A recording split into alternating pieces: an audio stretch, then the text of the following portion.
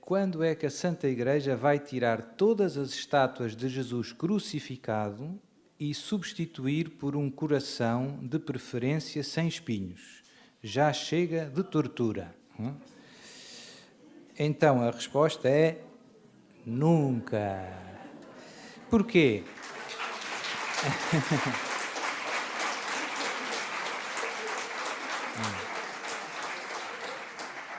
Então vocês já podiam responder, não é? Já responderam, não é? Porque nós não vemos na cruz um ato de tortura, embora de facto era a pena de morte mais, digamos assim, mais cruel do tempo dos romanos, não é? Porque havia outras formas de ser condenado à morte, a decapitação, não é? São Paulo, por exemplo, por ser cidadão romano, os cidadãos romanos gozavam de um privilégio, de vários. Um deles não podiam ser crucificados, era demasiado humilhante. Então, São Paulo foi condenado à morte por anunciar o Evangelho, como vocês sabem, em Roma. Ele foi decapitado, cortaram-lhe a cabeça. Ainda se pode ir lá visitar o local. Segundo a tradição, há lá uma basílica, uma igreja, 3 fontes, chama-se literalmente, né? Que segundo a tradição, quando a cabeça dele caiu no chão, bateu 3 vezes e surgiram 3 fontezinhas. Então a gente entra na igreja e se não fizer barulho, houve água a correr debaixo dos altares, né? Pronto, esse é um parênteses. Mas a crucifixão era uma pena verdadeiramente a mais humilhante, a mais dura, a pena máxima, podíamos dizer. E para nós cristãos, isto de facto, para quem não vem do cristianismo, soa tudo a muito estranho. Uma vez, um senhor, já não sei, que nunca tinha visto, penso que era chinês, que nunca tinha conhecido, ouvido falar do cristianismo, veio à Europa e entrou com um guia numa igreja, pela primeira vez na vida. Nunca tinha entrado numa igreja. E quando entrou na igreja, do lado da igreja havia um destes crucifixos enormes que às vezes há com Jesus em tamanho natural, muito grande. E ele ficou assustado e perguntou ao guia: porquê é que está um homem morto pendurado na parede? De facto, quer dizer, se alguém olhasse assim com uns olhos, digamos, sem saber a história, não é uma coisa que caiba muito na cabeça. Porquê pôr um morto pendurado? Mas nós sabemos a história. E a história é: Deus amou de tal modo o mundo que deu o seu Filho unigênito para que todo aquele que nele crer não pereça, mas tenha a vida eterna. Essa é a história. Deus amou-nos tanto, tanto, tanto, tanto. Eu recebo muitas pessoas, ainda ontem não, sexta, estive com algumas pessoas, algumas que nunca tinha visto antes, e eu gosto de fazer sempre as mesmas perguntas. Gosta de Jesus? E as pessoas dizem gosto. E Jesus gosta de si? E elas ficam ali caladas. E eu até lhes dou um crucifixo para elas terem na mão delas, um crucifixo grande. E depois eu insisto: mas Jesus gosta de si? Será que gosta? E elas dizem: não sei. E eu: mas pense bem. E elas dizem: sim, eu acho que sim. E depois começam a dizer: tem-me ajudado, Deus tem-me ajudado e tal. E depois eu interrompo e digo: olha, houve uma coisa que Jesus fez por si que mostra que Jesus gosta de si, e até está na sua mão. E elas: pois. Jesus na cruz morreu por quem? Por todos. Então é porque gosta de si. Pois, muito ou pouco? Muito. Então não diga não sei. Não é? Esta é se calhar das catequeses que eu mais repito. Não é? Pois há outras. Por exemplo, hoje de manhã, nas confissões, eu gosto todos os dias de confessar um bocadinho. Não é? Pelo menos pode não haver ninguém que se venha confessar, porque há muita gente que vem me pedir ajuda, que quer mais conversar do que confessar.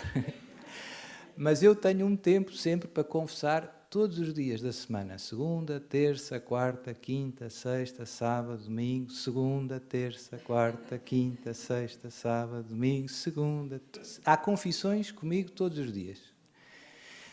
E uma das perguntas, por exemplo, hoje vieram, no tempo das confissões, vieram 5 pessoas Às primeiras eu perguntei, olha, porque vinham, ó seu padre, meu filho, não sei o quê, já sabem, não é? É a vida, o senhor reze, e olha, e eu aproveitei que ela vinha falar do filho, e disse, olha, ou do marido, ou do que fosse, olha, e tem-se confessado? É verdade, seu padre, já não me confessa há um tempo. Olha, e quer ir para o céu, e tem ido à missa? Seu padre, eu vou quando posso. É? Também eu ouço muitas vezes. E eu digo, e quer ir para o céu? Quero ir para o céu. Olha, tem que ir à missa ao domingo, pelo menos ao domingo. São os mínimos olímpicos.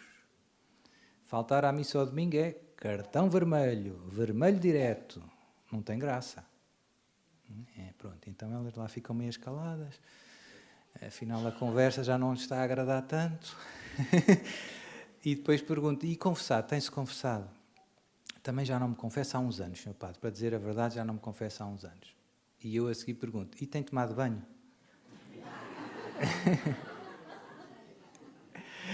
E elas riem-se, como vocês. E eu digo, e preciso dizer mais alguma coisa ou já percebeu? Porque todos nós temos cuidado, graças a Deus, lavamos o corpo, lavamos a louça, lavamos a roupa, verdade? E esquecemos do mais importante, limpar a alma. E depois há umas pessoas que dizem, Sr. Padre, mas eu vou-me confessar e já sei que daqui a uns tempos vou cair nas mesmas coisas.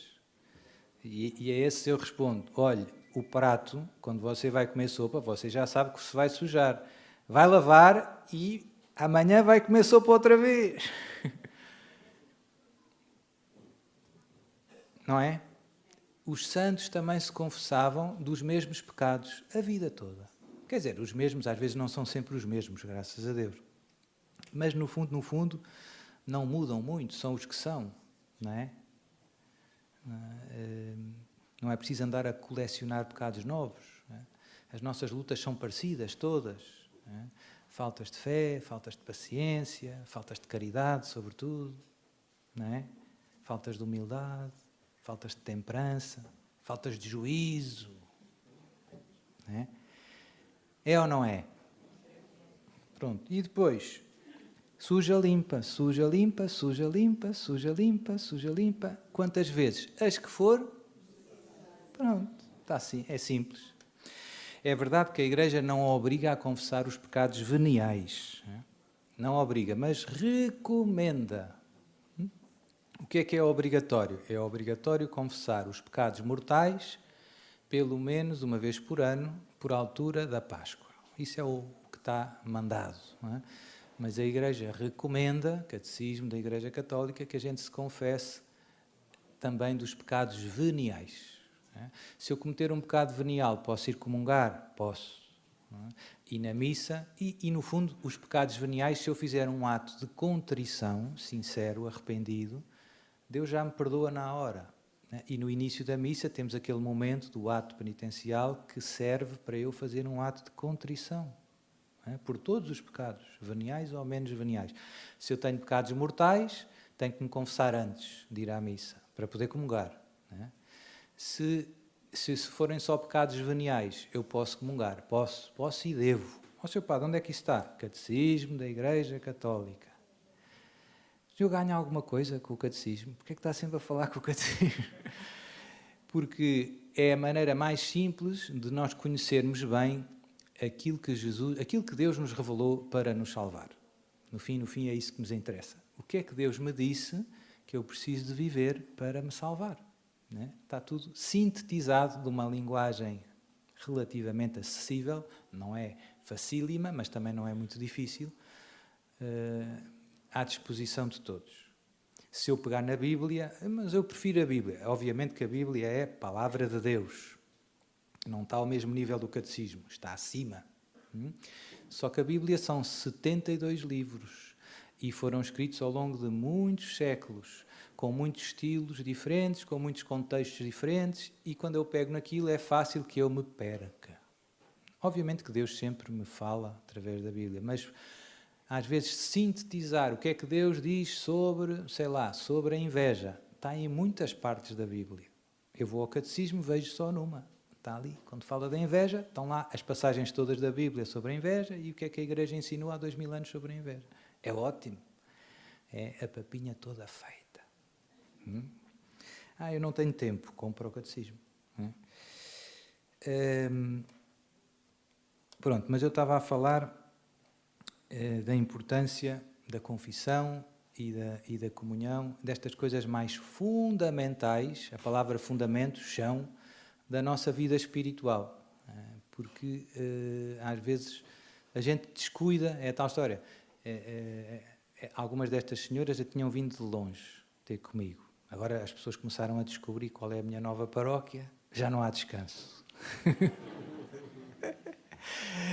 Eu agora tive uma tentação, vou-vos confessar, mas não caí. Eu vou dizer uma paróquia falsa, que as pessoas depois, as pessoas depois veem o vídeo e vão todas... E tive outra que vou cair, que é... Não vou dizer qual é. Mas enfim, gente. Mas podem vir, não há problema, a gente aperta-se. Há sempre lugar para mais um. Mas como eu dizia, às vezes nós fazemos 70 quilómetros porque temos um problema com o meu marido ou com o meu filho ou com o que for, não é? E já não nos confessamos há 5 anos e há 6 anos. E estamos pouco preocupados com o problema maior. É, se morrêssemos hoje, não sei se íamos para o céu. Não é? Portanto, às vezes a gente está muito... se nós quisermos uma imagem, é alguém que está muito preocupado que o carro tem um risquinho ali na porta, mas esqueceu-se de pôr gasolina. Não é? Acontece muito. Nós estamos muito preocupados com coisas que não são indiferentes. É melhor ter a porta lisinha, sem a molga delas. Mas o carro anda, meu amigo, do que ter um carro impecável a brilhar, mas não tem gasolina. E o mais estúpido é que às vezes eu estou a dar à chave e digo, mas isto não anda. Porque será que não anda? Não é? Isto acontece com a nossa vida. Tanta coisa que está mal, etc. Só pá, não sei o que é que se passa. E no fundo a solução é simples. Falta gasolina, falta Deus. A solução era simples. Estás distraído com coisas que não interessam muito e pouco preocupado com a gasolina. A tua alma está a morrer à fome. Ou a morrer à sede. Falta Deus. Não é? Portanto, por mais que tu dês à chave, não sais do mesmo sítio. E este retiro, o objetivo principal não é tirar os riscos do teu carro, é pôr gasolina. Boa ideia? Pronto. Então, voltando à cruz, afastei-me um bocadinho. A cruz para nós cristãos, e nós, se repararem, o sinal da bênção, o padre quando abençoa faz o sinal da cruz. A cruz, no fundo, comparado com os tempos de hoje, seria, por exemplo, a cadeira elétrica. Não é? É assim uma coisa... E nós abençoamos com a cruz. A cruz é uma bênção. É um escândalo. Não é? Se a gente pensasse bem. E porquê é que a cruz é uma bênção? Porque aquele sofrimento... Nós meditamos isto, agora vamos começar a Quaresma, quarta-feira, e depois na Semana Santa há ali um momento essencial que é o Tríduo Pascal. Ali é o centro do cristianismo. O que é que aconteceu? Quinta-feira Santa à noite, a instituição da Eucaristia, sexta-feira Santa, paixão e morte, e domingo, sábado, sepulcro, e domingo, ressurreição. Estes acontecimentos são o centro da nossa fé. Porquê? Porque Deus enviou o seu Filho para dar a vida por nós. E Ele deu a vida desta maneira mais radical, ninguém estava à espera. Podia ter feito de muitas maneiras, mas quis fazer desta. Porquê desta, tão cruenta? Eu penso que, isso aqui já entramos um bocado nas opiniões, mas como é que eu sei que alguém gosta de mim? Como é que eu consigo medir de alguma maneira o amor de alguém? Eu vou dar uns exemplos práticos. Tive um furo, vinha aqui para o retiro e tive um furo ali em Leiria, não é muito longe. Estou, Arnaldo. Tive um furo. Seu pá, não se aflija, está onde? Estou ali em Leiria, estou aí daqui a 20 minutos. Pronto. Imaginem que, que eu tive um furo, mas não era em Leiria, era em Coimbra. Estou, Arnaldo, tive um furo, estou em Coimbra. Sim, Sr. Padre, eu vou aí. Arnaldo, pronto, lá foi. Se calhar é melhor mudar, não personalizar. Ou então, vamos personalizar. Estou, Arnaldo, tive um furo e estou aqui em Lamego ainda. Pronto, Sr. Padre, eu estou aí daqui a 35 minutos. E se fosse em Espanha? E se fosse em França? Não é? Ou seja, como é que eu meço de alguma maneira o amor que alguém me tem? Uma das manifestações, não é que seja o amor em si, mas uma das manifestações do amor é o quanto essa pessoa está disposta a sofrer por mim. Verdade? A gente vê isso na família. Os nossos pais fizeram tanta coisa por nós que só eles fariam. Certo?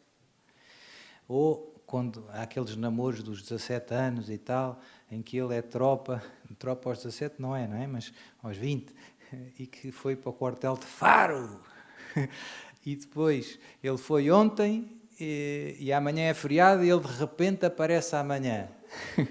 Não é? Veio de Faro outra vez, foi e veio em 2 dias. Não é? São loucuras, só o amor faz isto. Certo? Pois isto é o que a gente medita na cruz. Isto é uma loucura de amor que não passava pela cabeça de ninguém. É uma loucura de amor que só Deus pensou. E se nós pensarmos, a coisa ainda é bem mais dramática, que nós ofendemos a Deus. Vejam bem a história da salvação. Deus disse, não comas. A serpente disse, come que é bom. A Eva teve um dilema. Em quem é que eu dou ouvidos? A Deus ou à serpente? Não é? Este dilema a gente parece que foi só para a Eva. É para ti e para mim, todos os dias. Todos os dias temos este dilema. A quem é que eu dou ouvidos? Porque, no fundo, são duas vozes que se opõem. Não dá para fazer uma e outra. Não dá para comer e não comer ao mesmo tempo. Ou trinco, ou como ou não como. Deus diz, não comas. A serpente diz, come. É? E Eva teve que fazer aquela decisão, aquela escolha. A quem é que eu dou ouvidos? Nós ofendemos a Deus. Vejam bem. Deus tinha dito, não comas. Nós ouvimos a serpente. No fundo, o que é que implicitamente acreditar na serpente significa para Deus? Que nós não acreditamos nele, que nós não confiamos no que ele nos diz. Essa é a parte triste, não é? Como é que Deus se sentiu depois de nós termos dado ouvidos à serpente? Sentiu-se, olha, vocês não acreditam em mim, não é? Portanto, a humanidade, por sua culpa própria, por sua iniciativa própria, ofendeu, afastou-se, desobedeceu a Deus. E depois isso teve muitas consequências más, que Deus ainda por cima, na sua bondade, nos tinha avisado. Se vocês comerem, morrerão. E assim foi. Né? Entrou a morte e todas as outras consequências do pecado na história da humanidade. E depois, a história podia acabar aqui. E Deus tinha dito, eu avisei, vocês não quiseram ouvir, agora aguentem-se. E Deus não teria sido injusto se tivesse feito isso. Agora, a história não acaba aqui. Deus diz, nós desobedecemos, caímos no buraco, e Deus vem ter connosco, manda o seu filho para vir aqui ao buraco, tirar-nos do buraco e pagar a dívida que nós não conseguíamos pagar. Ele veio pagar o que nós devíamos e não conseguíamos. Nós devíamos e não podíamos. Ele podia e não devia. E fez-se homem e pagou por nós. E a cruz é isto. Portanto, é um amor que ultrapassa tudo o que jamais vimos na história da humanidade. Não há nenhum ato de amor maior que este, da cruz. E por mais que a gente medite, não esgotamos. Os maiores teólogos da história da Igreja, por exemplo, São Tomás de Aquino, ele dizia: o meu livro é o crucifixo. Ou seja, aqui está tudo, está a chave de tudo. Portanto, o que é que para nós significa o crucifixo, esta morte de Jesus na cruz? O quanto Ele nos ama.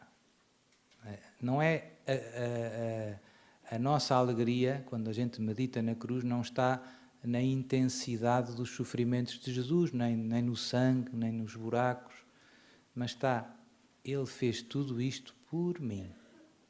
Por mim. Nunca se viu um amor assim. E por isso a cruz nunca vai passar. E se nós pensarmos, eu gosto desta ideia também, Jesus ressuscitou e o seu corpo glorioso já não pode sofrer. Já não tem dores de cabeça, nem dores de barriga, e ficou glorioso, não é? Como nós um dia havemos de ser, como Nossa Senhora também já tem o seu corpo glorioso. Subiu ao céu em corpo e alma. E no corpo glorioso de Jesus, algumas coisas desta cruz ficaram. Nós até cá em Portugal temos uma festa litúrgica. Ficaram os buracos. E porquê é que ficaram? Por dois motivos. Se calhar há mais. Primeiro, para que os apóstolos pudessem perceber que foi o mesmo que sofreu, o mesmo que ressuscitou. Porque senão podia vir uma dúvida. Se calhar não é o mesmo corpo, se calhar não é o mesmo Jesus. Até porque ele aparecia às vezes de umas maneiras diferentes, não se reconhecia. Entrava com as portas fechadas. O corpo glorioso já não é... Mas é o mesmo corpo. E comeu à frente deles uma posta de peixe assado. Para não haver dúvidas. É corpo mesmo. E é o corpo que teve na cruz, por causa dos sinais. Tomé, chega aqui a tua mão e toca. Mas eu acho que há outro motivo para os cravos. É muito bonito. Tudo aquilo que fizermos por amor nesta vida não passa na eternidade. Tudo o que fizermos por amor não dá para apagar. Digamos assim, é eterno. E o que Jesus fez na cruz foi por amor. É eterno. Não sai. Aqueles cravos foram o maior ato de amor, quer dizer, aquele dar-se na cruz, e, portanto, de alguma maneira isso não se pode apagar.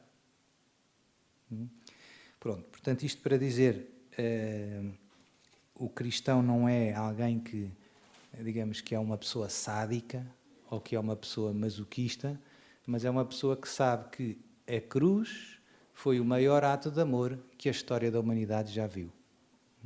E por isso nós, digamos, amamos a cruz e vemos na cruz o nosso símbolo e a nossa meta. É viver como Jesus viveu, é aprender a dar a vida. Se calhar não num só ato, mas ao longo dos anos, como Jesus deu por nós na cruz. Pronto. Depois, segunda pergunta. Se o diabo não tem acesso aos nossos pensamentos, quando temos maus pensamentos ou impuros, são de origem de quem? Os nossos maus pensamentos nunca devem ser verbalizados. Caso contrário, o diabo pode apoderar-se disso. Estamos a mostrar as nossas fragilidades. Então, é verdade que o demónio não pode ler os nossos pensamentos, mas o demónio essencialmente age sobre os nossos sentidos. E nós não temos só os sentidos externos, visão, ouvido, tato, paladar. Temos também alguns sentidos internos, até em comum com os animais, com os outros animais. A memória, imaginação. E os maus pensamentos, aquilo que nós dizemos, maus pensamentos, são coisas que vêm sobretudo pela imaginação.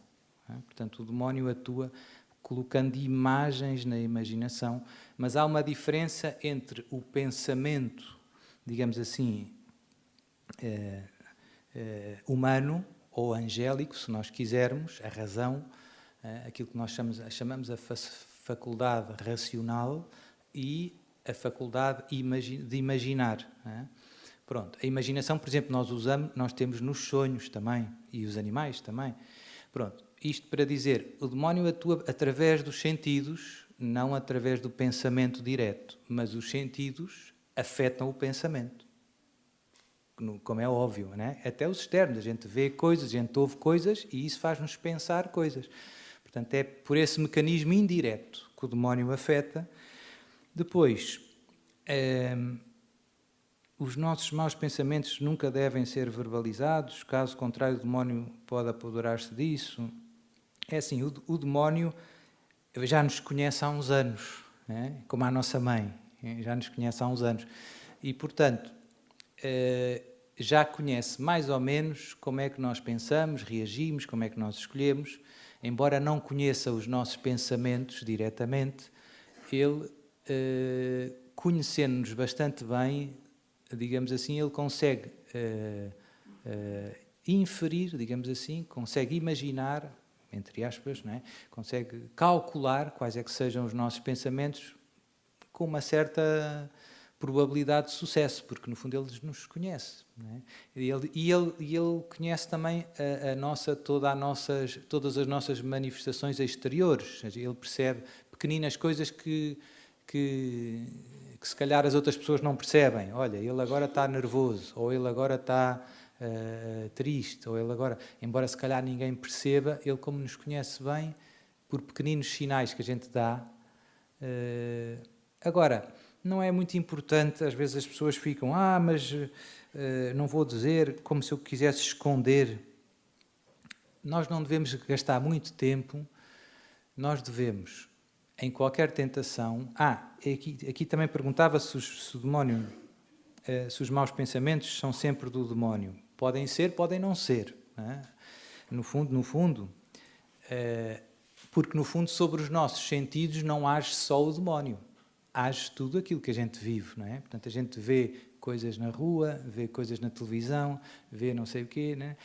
E tudo isso influencia os nossos pensamentos. Portanto, não é uma espécie de cozida à portuguesa, são muitas coisas, não é só uma. Agora, vale a pena a gente andar aqui a tentar esconder do demónio o que é que estamos a pensar ou não? Eu acho que é estar a pôr o foco da nossa vida, da nossa luta espiritual, no ponto errado. Não é? É como se uma equipa de futebol entrasse em campo com o objetivo de não sofrer nenhum golo. Mas essa não é a atitude certa de entrar em campo. A atitude certa de entrar em campo é ganhar o jogo. Estão a ver? Não é a mesma coisa. Não é? Ou seja,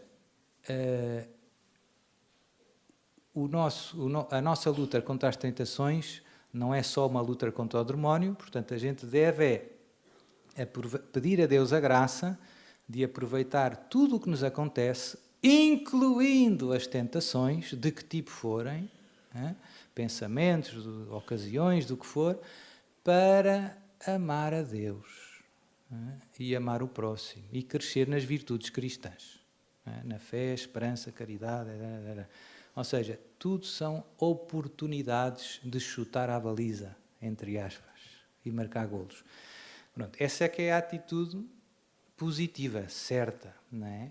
Pronto. E o demónio é um dos adversários, mas não é o único. Não é? Até porque, e depois nós nem sabemos, nem temos a certeza se este pensamento veio do demónio ou não veio, e o que é que ele pensa, o que é que ele não pensa. Quero lá saber o que é que ele pensa. Não tenho mais onde me... Certo? Pronto, portanto... este é o ponto, não é? Ver tudo como uma oportunidade, até as tentações. Se Deus permite as tentações, é porque é útil no meu processo, na minha caminhada de santificação. Santificação. Se as tentações... É engraçado, não é? Eu repito as mesmas coisas, mas está lá tudo na Bíblia, não é? Jesus, no Pai Nosso, não pede para a gente não ser tentados. Não diz, não permitais que sejamos tentados, diz, não permitais que a gente caia em tentações. O problema é o cair. A tentação, se for ocasião de escolher Deus, é uma bênção. É uma bênção, porque me ajudou, no fundo, a unir-me a Deus. pela fé, pelo amor, pela humildade, pela oração, certo? Se eu não fosse tentado, eu não tinha feito esses atos de virtude. Portanto, espiritualmente eu não tinha crescido, não me tinha unido a Deus, não é? Tinha ficado na mesma. Pronto, portanto, a vida cristã é isto, e quem pensa que é possível ser um bom cristão com uma vida cómoda e tranquila, tenho más notícias. Não é. Não há santificação, não há céu sem guerra, sem luta, sobretudo contra nós próprios, sem luta contra o pecado. É uma luta. E depois aflições, tribulações, perseguições. Jesus diz, não é? Amanhã vamos ouvir, penso que é no Evangelho, recebereis, não, é na terça, recebereis 100 vezes mais em paz, irmãos, irmãs, juntamente com perseguições. Não é? Pronto.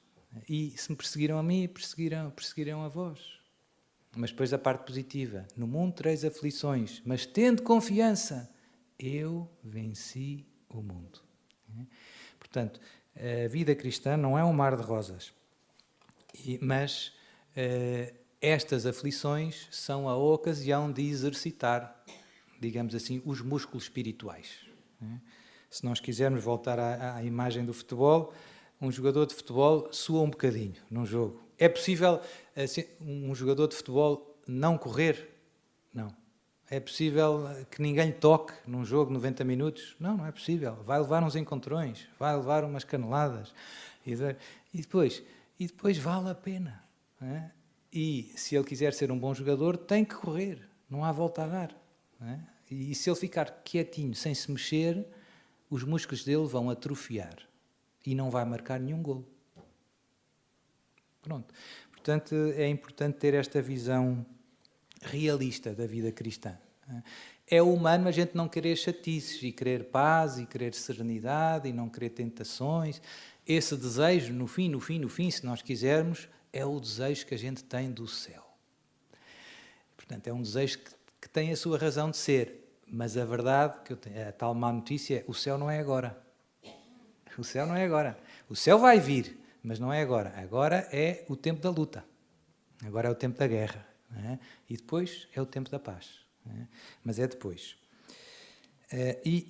E este tempo da guerra não é um tempo, como é que eu ia dizer, interiormente angústia. Não é? É um tempo que a gente luta com a ajuda de Deus, com a graça de Deus, com os sacramentos, com os irmãos, com os retiros, com tudo.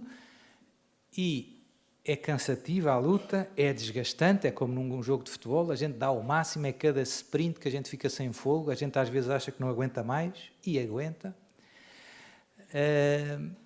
Mas ao mesmo tempo é uma luta, no meio destas tempestades todas, que nos enche de paz. É um paradoxo. Não é? A luta é dura, mas ao mesmo tempo, quem está unido a Deus, de alguma maneira, não perde a paz interior. Não sei explicar isto de outras palavras. Não é? Não estando no céu, porque ainda não estamos no céu, não é? De alguma maneira já está com meio pezinho no céu. A gente às vezes no fim do retiro também tem esta sensação. Eu estou cá, mas já estou um bocadinho... Não. Pronto. Já não me lembro... isto em relação aos pensamentos. Portanto, o foco é em viver bem este tempo de luta que passa rápido, A gente quer sempre uma vida cómoda, quer janelas com vidro duplo, que fechem muito bem, quer ar-condicionado, mas isso, no fundo, na vida espiritual, se nós fizermos isso, é muito perigoso. Se a gente fugir da guerra, vamos atrofiar espiritualmente. E vamos, no fundo, enterrar-nos a nós próprios. Não fomos feitos para isso. E, pelo contrário, se lutarmos o melhor que podemos, vamos ter paz no nosso coração e vamos ganhar o jogo e entrar no céu. Na Liga dos Campeões. Essa que é a verdadeira Liga dos Campeões. Como explicar a importância do celibato dos sacerdotes? Dizem-me sempre que deviam casar e não entendem nada quando lhes tento explicar. Então, a imagem que eu dou mais simples, porque as pessoas pensam que o padre ou os consagrados são alguém, definem como alguém que não se casa.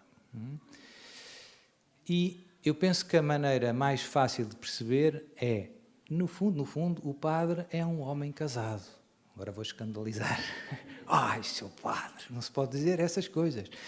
Sim, pensem bem. E o bispo, no fundo, o padre, participa no ministério do sacerdócio. Não é? O bispo é que tem a plenitude. Se repararem, o bispo tem sempre um anel. O que é que aquele anel significa? Alguém sabe? Já pensou nisso? Pois, ele está comprometido com quem? Com Deus, com a Igreja. Basicamente, é a ideia de Cristo, esposo da Igreja. Carta aos Efésios, capítulo 5. São Paulo compara o matrimónio cristão, a relação marido-mulher, com a relação Cristo-Igreja. E, portanto, tal como Cristo se deu todo pela Igreja, e a Igreja é toda para Cristo, e esta fidelidade de um ao outro, que formam uma só realidade, Jesus e a Igreja são um só corpo, assim o matrimónio dos cristãos. E, portanto, se o bispo é configurado com Cristo, o bispo e o padre experimentam este amor esponsal de Cristo pela sua Igreja.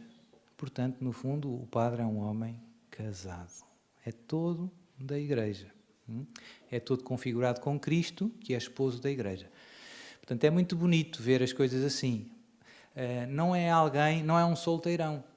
Não é alguém que está disponível. É alguém que já se deu a alguém.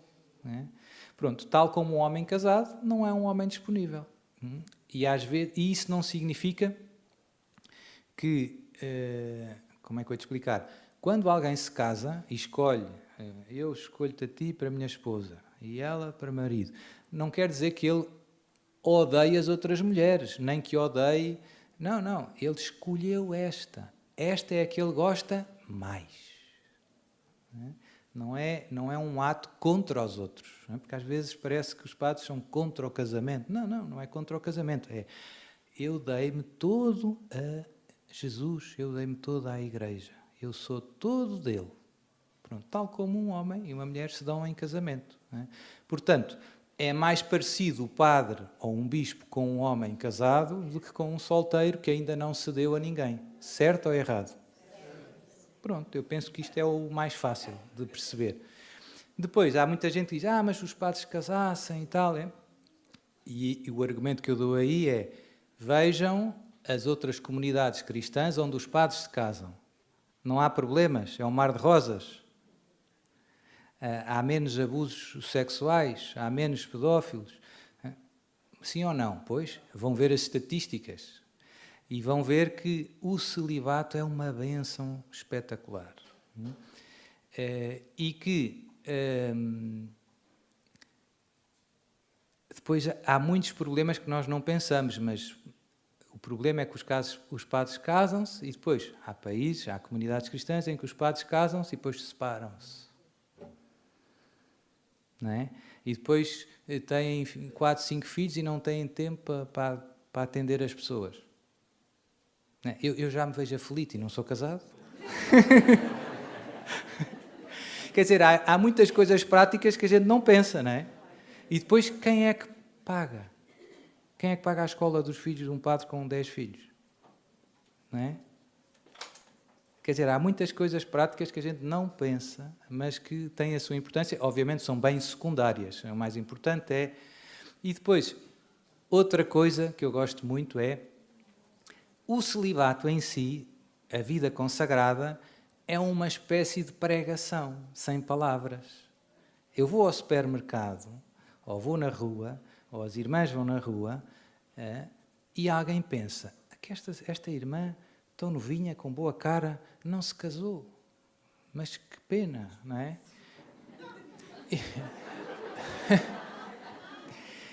E ela diz, casei, dei-me toda a Jesus. Portanto, se o céu não existisse, o que é que implica o celibato? Não é? Implicitamente. Que esta vida é uma passagem. E que a Liga dos Campeões vem a seguir. O celibato relembra constantemente às pessoas deste mundo que nós não fomos feitos para aqui para baixo. Que isto passa rápido. E, portanto, é uma pregação sem palavras. E as palavras são palavras, não é? Como diz o outro, palavras levas ao vento. Agora, a vida, uma pessoa, a vida toda, viver para Jesus, não está a brincar. Será que ela acredita naquilo que ela diz ou não acredita? Não é? É a diferença do presunto e do omelete. Já sabem a diferença, não é? É que na omelete a galinha colabora, mas o porco compromete-se.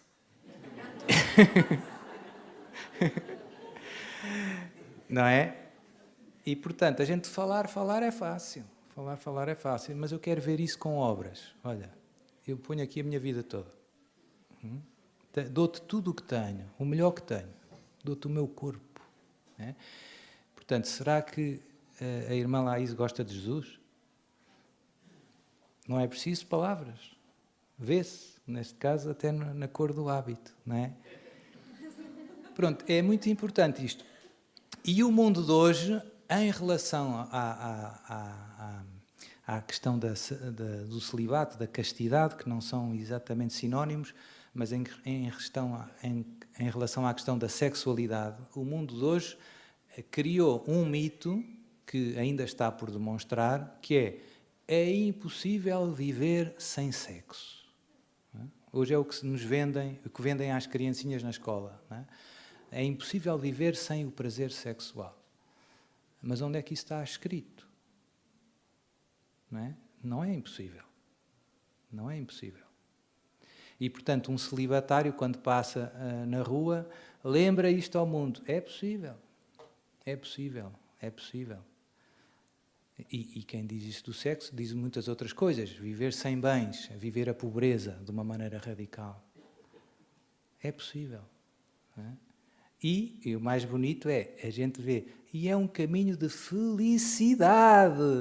A gente vê os celibatários, os consagrados, e eles têm boa cara, estão felizes. E eu tenho uma conta no banco, e tenho mulher e filhos, e ando aqui.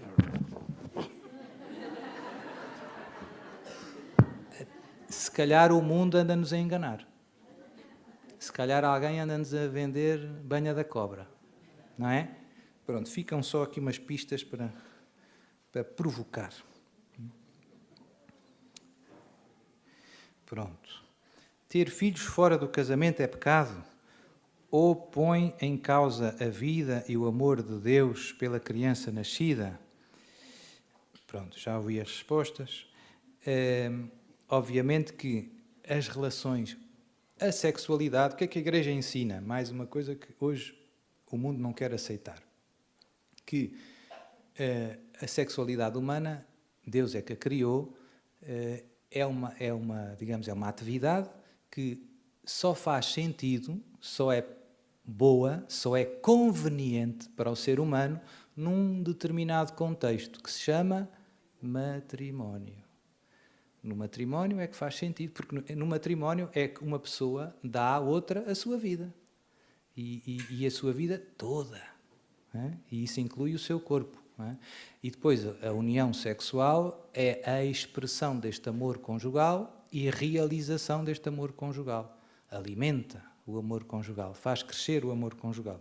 E este amor conjugal é um amor que é por natureza aberto à vida. Portanto, vêm os bebés.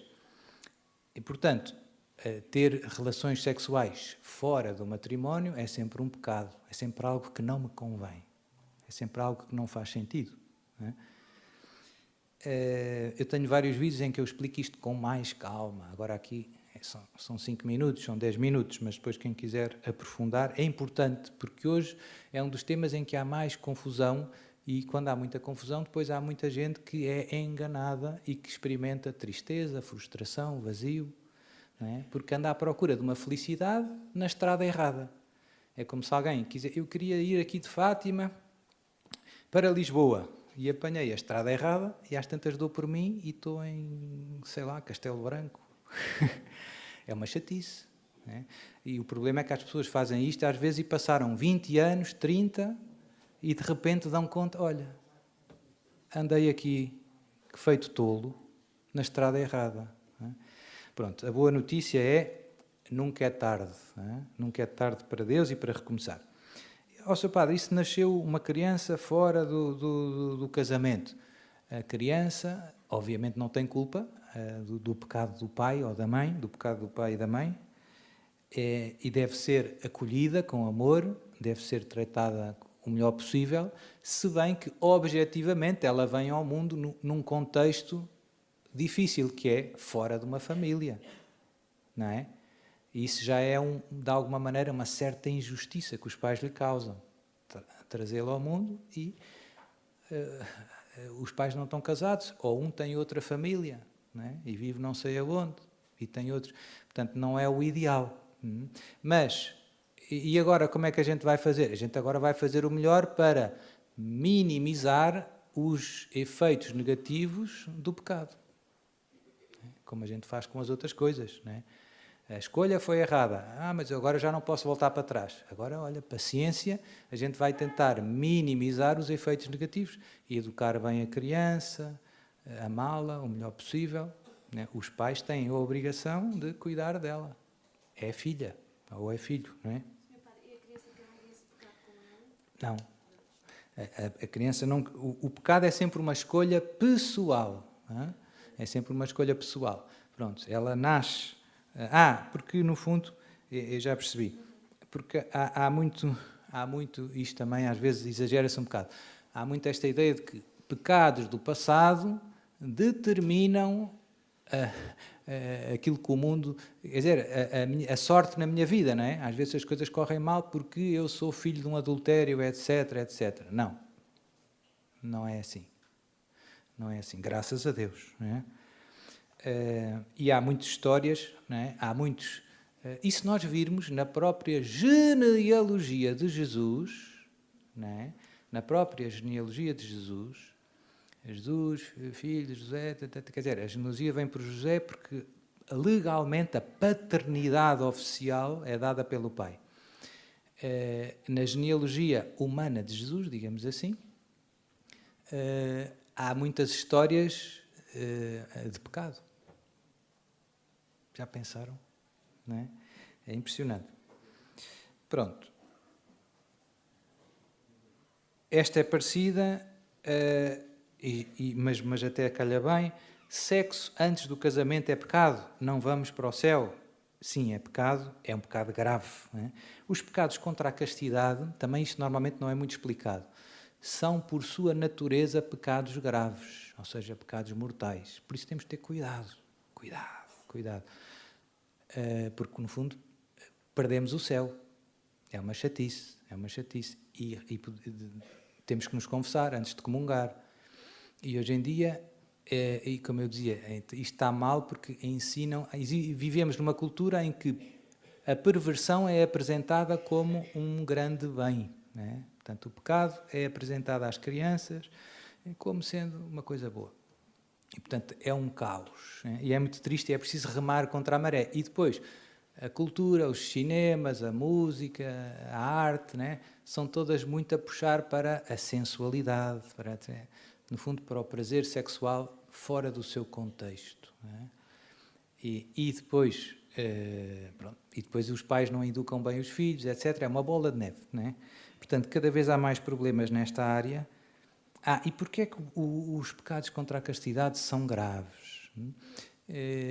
Porque entre a castidade e a caridade, que é a virtude mais importante de todas, ou seja, entre a castidade e o amor, existe uma grande proximidade. É muito difícil, são muito próximas, ou seja, pecar contra a castidade inclui sempre uma falta de amor para com alguém e para consigo mesmo, porque inclui sempre, de alguma maneira, usar o corpo, que é uma parte da pessoa, de uma maneira, digamos assim, desumana. E, portanto, é sempre uma coisa grave. Como se eu desse uma facada, vá lá, na barriga de uma pessoa. Dar uma facada na barriga de uma pessoa é uma coisa grave. Porquê? Porque o corpo dela é dela. E o corpo é uma coisa preciosa, é uma parte da pessoa. E o corpo merece respeito. Se eu desse uma facada na barriga de uma pessoa, era uma grande falta de respeito, era uma grande injustiça. Certo? Penso que isto é fácil de perceber. Com a castidade é um pouco esta lógica, porque se a castidade está ligada ao uso da sexualidade, a sexualidade tem a ver com o corpo e com o prazer sexual. Portanto, se é um procurar esse prazer por si mesmo, fora do contexto da doação mútua dos esposos, é sempre usar o corpo como um objeto de prazer. E isso é sempre uma coisa, digamos assim, injusta, gravemente injusta. O corpo é sagrado. O teu corpo é sagrado. E o corpo do teu irmão também é sagrado.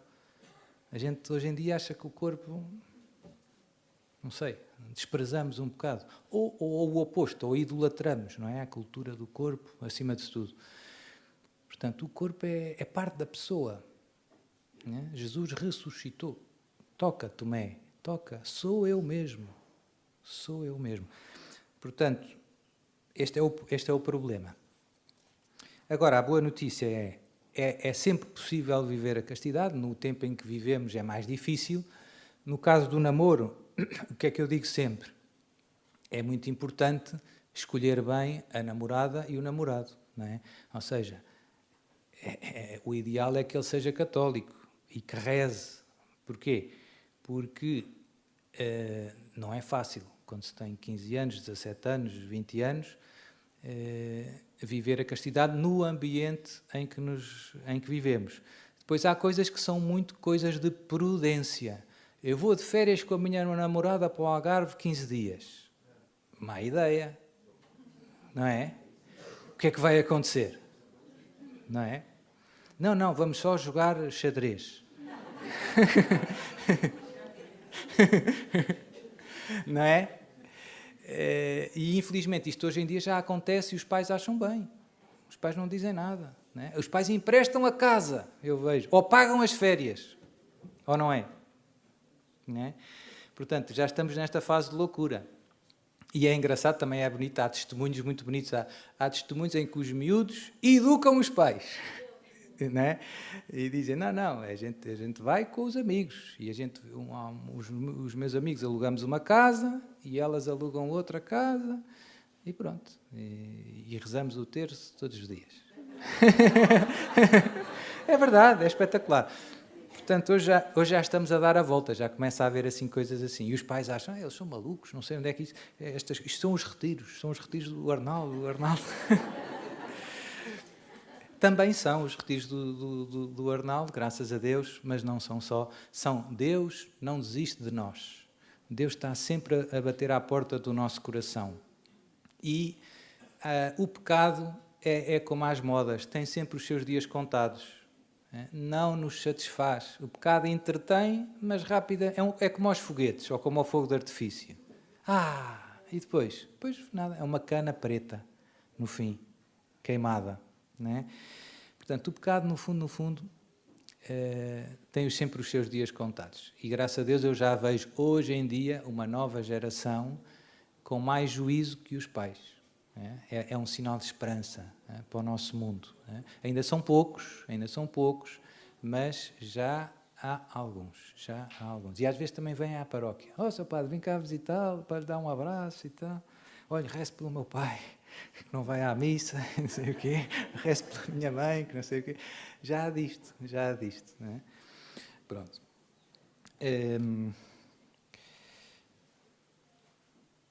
Estamos bem de tempo, não é? Se for preciso. Já não me lembro. Estou bem.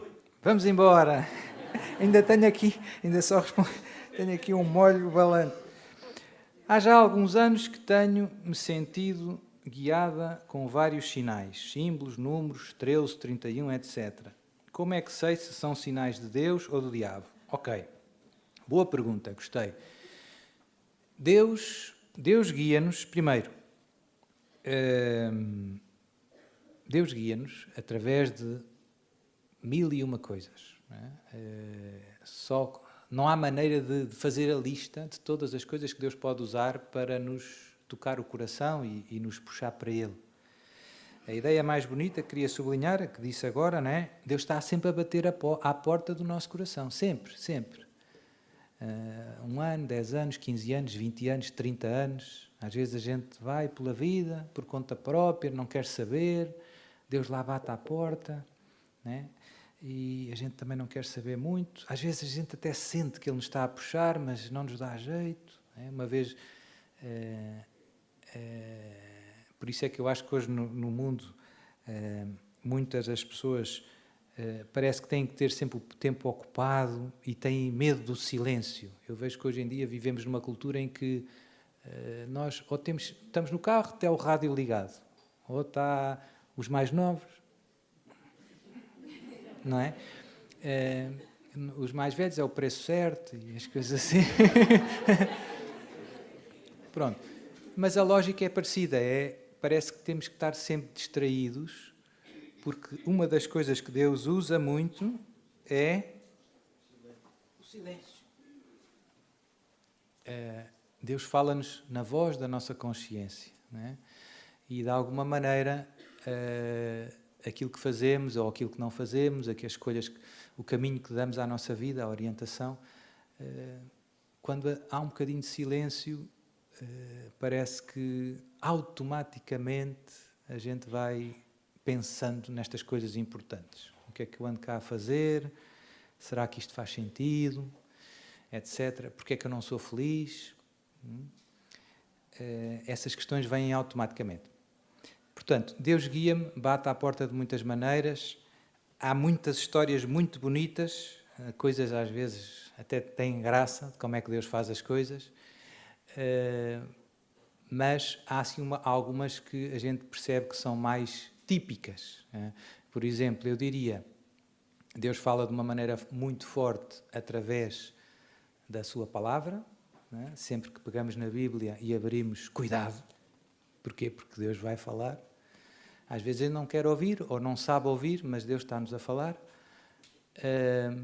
Deus usa muito também os acontecimentos da nossa vida. Às vezes é um colega, nem é necessariamente um colega católico. Deus usa quem quer. Às vezes nós andamos aqui com qualquer coisa que nos pesa, com uma pedra no sapato, e a pensar como é que eu faço isto, como é que eu faço isto, como é que eu faço isto, e sei lá, e chego ao trabalho e aquela minha colega que não está nem aí, vira-se para mim e diz-me, olha, devias era não sei o quê. Pimba! Foi em cheio. Era aquilo que eu precisava de ouvir. Ou seja, Deus usa as linhas tortas. Deus escreve direito por linhas tortas. Usa o que quiser. Não é?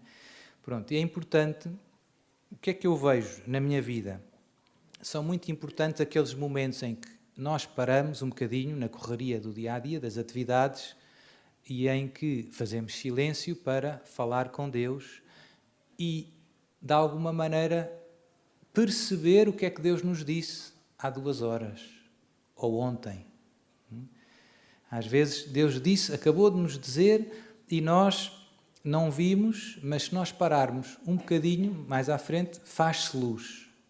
Não é? Como dizem lá no Brasil, caiu a ficha. Não é? E então, plim!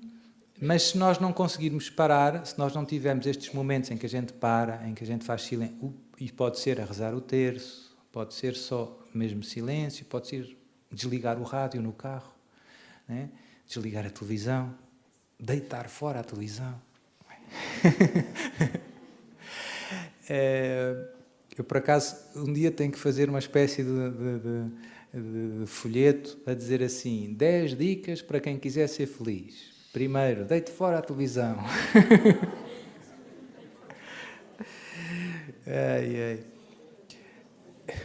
Mas, enfim, obviamente também há coisas boas, mas são poucas hoje em dia. Mas se nós pararmos todos os dias e se nós rezarmos, a nossa surdez diminui drasticamente. A gente começa a perceber a mão de Deus por trás dos acontecimentos. Para Deus não há coincidências. Ó, Sr. Padre, mas há muitas pessoas que me vêm com aquilo, eu sempre olho para o relógio, são 2h15. O que é que isso significa? Eu acho que isso não tem grandes coisas. Quer dizer, há pessoas que ficaram fixadas ali em algumas coisas.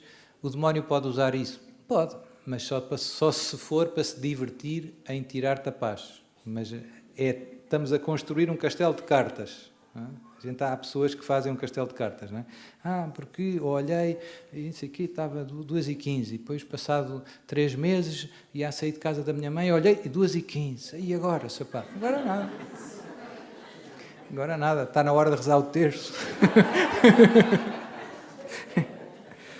Portanto, às vezes há pessoas que caem um bocado nisso, ou com as cores, ou com não sei o quê, e que, no fundo, elas sozinhas constroem ali um castelo de cartas, eu acho que sem grande fundamento. Não é?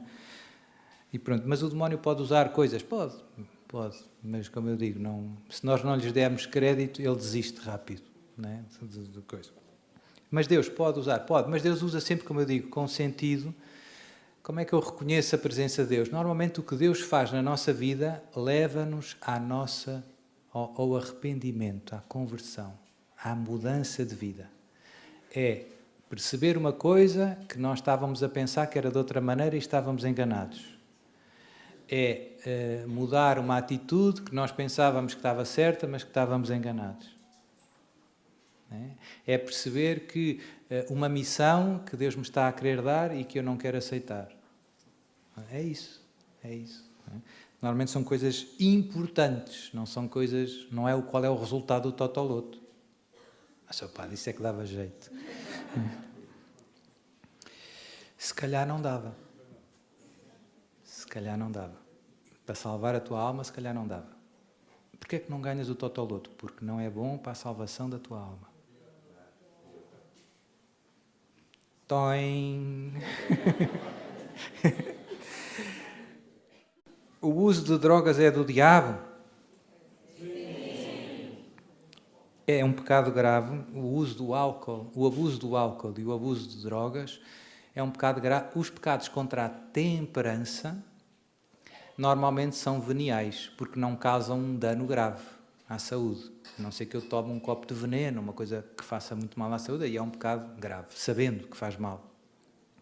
Mas no caso das drogas e do álcool em excesso, não é? Das bebedeiras, as bebedeiras e o uso de drogas causam a perda do uso de razão. E depois o que é que acontece? Que eu não tenho razão, faço muita coisa que não é boa, não é? E, portanto, uma pessoa que conscientemente quer apanhar uma bebedeira ou quer usar drogas para isso é querer perder o uso de razão, é atentar contra a própria imagem de Deus que nós somos. Deus o criou à sua imagem e semelhança. E isso manifesta-se de uma maneira especial no uso da liberdade, da razão e da vontade. Portanto, eu de alguma maneira estou-me a querer animalizar. Não é? E isso desagrada muito a Deus. E atenta contra a minha dignidade, gravemente. E depois eu, infelizmente, sob os efeitos do álcool e das drogas, faço muita coisa má. E sou responsável por essas coisas más, mesmo que não tenha muita consciência e liberdade, mas eu tenho a responsabilidade de me ter colocado voluntariamente nas condições de fazer essas coisas más. Não é? Portanto, é isso. Não é? Portanto, infelizmente, e normalmente são coisas que depois também deixam sequelas, efeitos secundários para a vida toda, infelizmente. Quer dizer, uma bebedeira pode não deixar, não é? Não deixa, é? Mas as drogas, muitos anos, etc., depois também causam. Por que razão a efusão do Espírito Santo não é muito divulgada ou praticada dentro das comunidades paroquiais? Boa pergunta. Pronto. Eu diria que cada país é um exemplo, porque isto é uma pergunta que faz sentido aqui em Portugal, mas, por exemplo, lá no Brasil, graças a Deus, estão aqui algumas pessoas lá do Brasil, é uma coisa bastante frequente, verdade? Ou seja, normalmente nas paróquias, as pessoas invocam o Espírito Santo, fazem a infusão do Espírito Santo, é uma coisa bastante normal. Eu acho que seria ótimo que assim aqui fosse. Portugal não porquê? Porque, no fundo, a renovação carismática não entrou muito, entrou em alguns grupos de oração, mas a verdade é que os pastores, os padres, os bispos, no fundo, nunca promoveram muito. E então, se os bispos e os padres, o pároco não ajuda, é difícil. A gente tem que ir para a cave do menos 24, não sei de onde, não é? Três doidinhos, não, é difícil, não é? Mas eu percebo que, como tudo na Igreja, eu vou dizer assim, sem querer julgar, quando Deus faz coisas novas na Igreja, digamos assim, os fundadores, aqueles que Deus chama para começar um carisma novo, podemos dizer assim, passam sempre um mau bocado, porque há sempre uma certa desconfiança que, por um lado, é prudente, ou seja, os bispos e os padres, deixa cá ver o que é que isto vai dar. Será que isto vem de Deus ou não vem de Deus? Quero ver os frutos. Pronto, e essa atitude tem a sua razoabilidade, não é? Sei lá, quando São Francisco de Assis começou a dizer que vou viver a pobreza e se despiu à frente do bispo, toda a gente achou, não sei se isto é boa ideia, não é? Será que isto vem de Deus? O despir-se, não sei, não é? Mas quer dizer, que ele ele estava a propor viver o Evangelho de alguma maneira nova e muito radical. E aquilo assustou um bocado, ou deixou assim perplexos. E depois o tempo foi mostrando que é de Deus. Hoje em dia não há ninguém na Igreja que duvide que o carisma franciscano vem de Deus e que é uma bênção para toda a Igreja, verdade? Mas demorou o seu tempo, demorou algum tempo. Né? E quem diz os franciscanos, diz os carmelitas também, quando vieram para a Europa, ninguém lhes abriu a porta. Né? Os dominicanos também passaram um mau bocado, os jesuítas no início. Portanto, estes novos carismas, abrir caminhos é difícil, não é fácil. E como eu digo, e há um motivo humano que é a prudência, deixa cá ver se isto vem de Deus ou não vem. E normalmente o que mostra isso são os frutos, e os frutos pedem tempo. Não é? Pronto. A boa notícia é a renovação carismática. E no caso da renovação carismática, o que é que alguns pastores católicos temem? Como, de alguma maneira, Deus serviu-se dos nossos irmãos protestantes para, digamos assim, iniciar este movimento de redescoberta da importância do Espírito Santo na vida cristã, da importância dos dons e dos carismas na missão da Igreja. Portanto, essa redescoberta, podemos dizer que Deus usou os nossos irmãos que não eram católicos para fazer essa experiência primeiro que nós. Deus faz o que quer. E depois entrou num segundo momento na Igreja Católica. E por isso nós dizemos renovação carismática católica. Não é? Que é já para dizer, não, isto não é protestante. Mas, no fundo, é a mesma experiência e é a mesma metodologia, se nós quisermos, e a boa notícia é, já lá vão, portanto, 68, já lá vão 57, sim, já lá vão uma carrada de anos. Já tivemos papas que viram e que confirmaram os bons frutos e que disseram, isto vem de Deus. Que boa notícia, não é? Pronto, agora, mas às vezes, mesmo a confirmação vindo lá de cima, do Papa, isso não significa que os outros pastores mudem de atitude de um dia para o outro. Às vezes, não é? Pronto, mas é só uma questão de ter paciência. Não é? Com o tempo as coisas vão lá, mas eu penso que as coisas já melhoraram muito. Agora, aqui um parênteses, quando a Canção Nova veio para Portugal, foi uma sangria, digamos assim, foi muito duro para eles os primeiros tempos, etc, etc, foi mesmo complicado. Né? Graças a Deus há sempre exceções, né? Quem é que tem o mérito de os ter trazido? O Dom Serafim. aqui do Bispo de Fátima. Foi ele que deu a cara e ele também sofreu por causa disso. Não é? Pronto, e não foi pouco. E o Dom Serafim teve muitas coisas muito boas. Havia retiros do Padre Rufus, aqui em Fátima. Também, e o Dom Serafim vinha aos retiros. Eu estive nos retiros com o Dom Serafim e o Padre Rufus. E eram 20 pessoas, não é? Portanto, graças a Deus há sempre algumas exceções, que senão isto bloqueava, não é? Mas, como eu digo, não é fácil. É um caminho que se vai fazendo, turbulento. Nós não devemos nem criticar, nem julgar, convidar os outros, vinde e vede, como Jesus fez. Vinde e vede. Olha, venha e veja e diga. Depois, no fim, se gostou, se não gostou, etc. Não é? E como eu digo, e agora o ter passado muito tempo e os papas terem confirmado, e os bispos, etc., etc., ajuda-nos muito a estar cada vez mais à vontade. Agora, Deus chamou o Padre Jonas, o Monsenhor Jonas Habib, não é? Toda a gente pensa que é mais, mesmo quem não gosta muito dele, é inegável que este homem foi um grande instrumento de Deus. Não dá para dizer que não. Quer dizer, dá para dizer, mas é contra os factos, não é? E, portanto, isto para dizer, os frutos são cada vez maiores, mais abundantes, portanto, eu acho que vai chegar à tua paróquia. É melhor avisar o padre para dizer que não tenha medo, que ele não fique aflito, que vai chegar, mas que vai ser bom. Não é? Que tudo o que vem de Deus faz-nos bem e renova as nossas almas. Eu gosto muito da renovação carismática, como penso que alguns já sabem, e devo muito à renovação carismática. Graças a Deus, não é que eu não fosse católico antes, mas graças à renovação carismática, a minha relação com Jesus subiu vários degraus. A minha relação com a palavra de Deus, ouvir Deus através da Bíblia, falar com Deus, melhorou muito.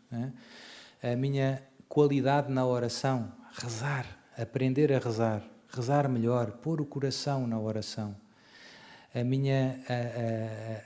O amor ao Santíssimo Sacramento, a adoração eucarística, a reverência à Eucaristia, são tudo coisas que eu devo à renovação carismática.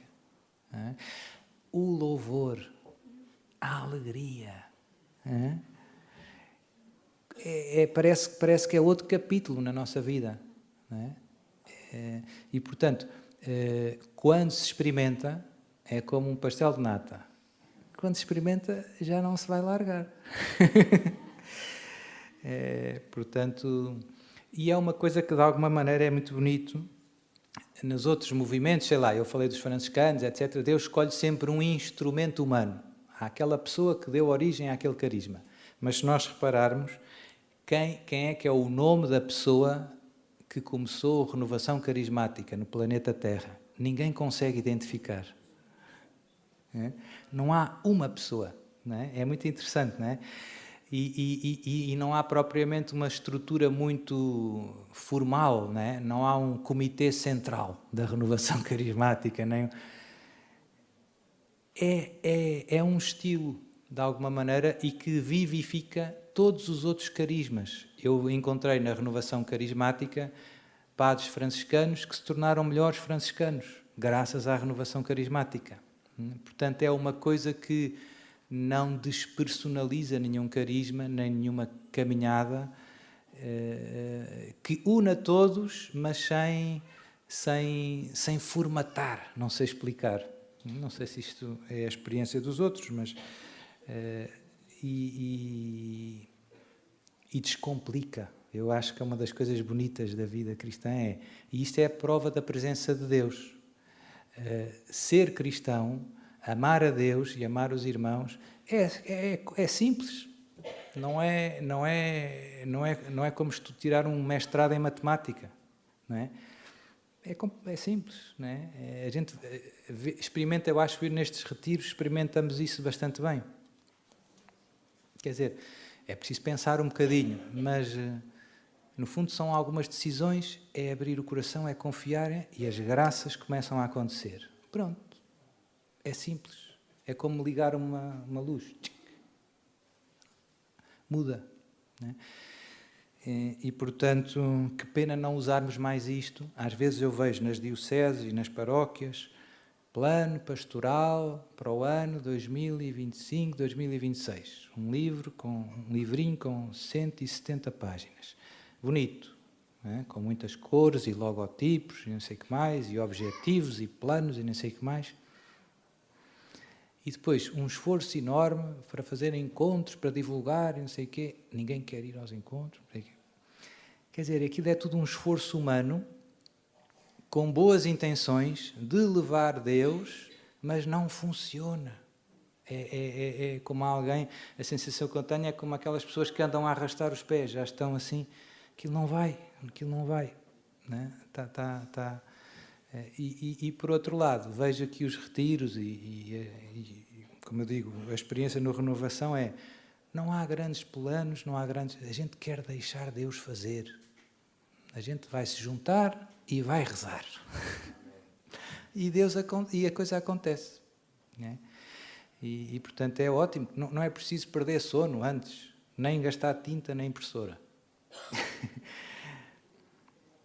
Pronto. E o Papa Bento XVI dizia, pronto, um bocadinho com aquele humor, que a Igreja, a pastoral da Igreja nunca tinha corrido tão bem como nos tempos em que não havia plano pastoral. Pronto, eu não sou contra os planos, obviamente que podemos fazer, mas é preciso cuidado, não pensarmos que a evangelização é uma obra que sai humana. É Deus que toca os corações. Os milagres, quem os faz é Deus. Né? E nós, se nos pusermos a jeito, as coisas acontecem. Eu acho que quando a gente faz muitos planos, lá no céu, Deus dá uma grande gargalhada. O que acontece se eu me confessar de algo que mais tarde voltei a fazer? O que é que acontece? Tenho que me confessar outra vez. É normal, eu não quero desanimar ninguém, vou contar uma história, eu não sei se é verdade, mas houve uma altura em que, já não sei o que é que aconteceu, houve um bloqueio no trânsito, etc. E havia um senhor que se ia confessar sempre a um padre, a uma paróquia, mas tinha que atravessar um rio. E a ponte, não sei o quê, foi para obras, eu penso que isto é uma anedota, uma história. E então ele telefonou ao padre e combinaram-se a encontrar um da margem de um lado e outro da margem do outro. E então o senhor que chegou lá virou-se para o padre e disse: seu padre, olhe, é os mesmos. E o padre virou-se para ele e disse: então a penitência é a mesma. Pronto. E deu-lhe a absolvição e ele voltou feliz e contente para casa. E isto que é uma brincadeira, isto é muito a nossa vida de todos nós. Não é? O Papa João Paulo II confessava-se todas as semanas. E os pecados são mais ou menos os mesmos. Às vezes não são exatamente, mas no fim, a gente luta pois, em coisas pequenas. Né? Quem se confessa habitualmente, graças a Deus. Uma das grandes graças da confissão frequente e da comunhão frequente é a gente vai ganhando uma certa estabilidade na graça de Deus. A gente vai ficando firme ou seja, a luta contra o pecado não está nas coisas grandes, está nas coisas mais pequenas. Né? Estamos longe das muralhas do castelo. Estamos lá. E uma das melhores maneiras de não cair nas grandes é lutar, é ser empenhado nas pequenas. Pronto. Portanto, é neste sentido que normalmente a gente depois vai se confessar e pronto. É bom. Eu também 10 conselhos para ser feliz nesta vida. 1, deitar a televisão fora. 2, confessar-se com frequência. Depois, se me vierem mais, eu vou dizendo. Isso. Pelo menos 1.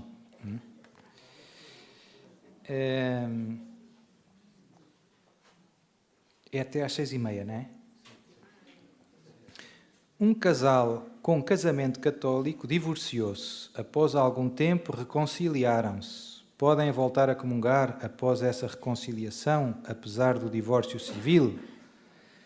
Podem. Quer dizer, o divórcio civil não dissolve o vínculo matrimonial. Já sabem isso, eu estou sempre a explicar isso, também saem sempre estas perguntas, mas eu explico, às vezes que for precisas.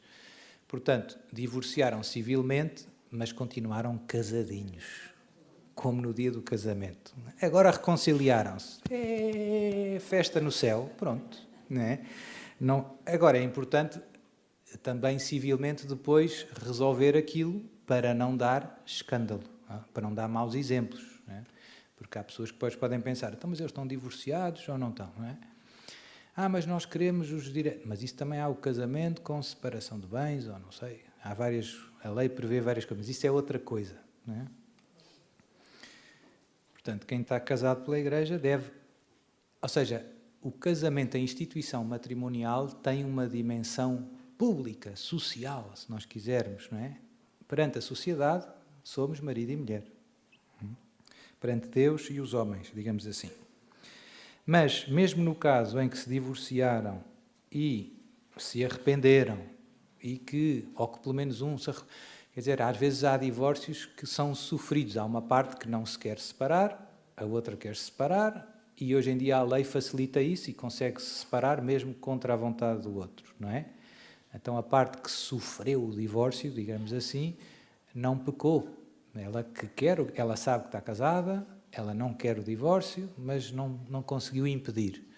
Essa nem precisa de se confessar, não há pecado. Não é? Continua a comungar, como se nada fosse, e reza pela conversão da esposa ou do marido. Não é?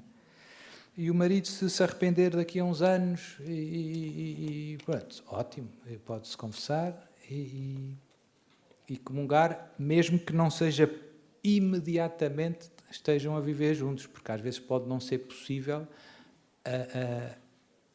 retomar a convivência matrimonial. Continuam sempre casados. Às vezes pode não ser imediatamente possível por muitos fatores, né?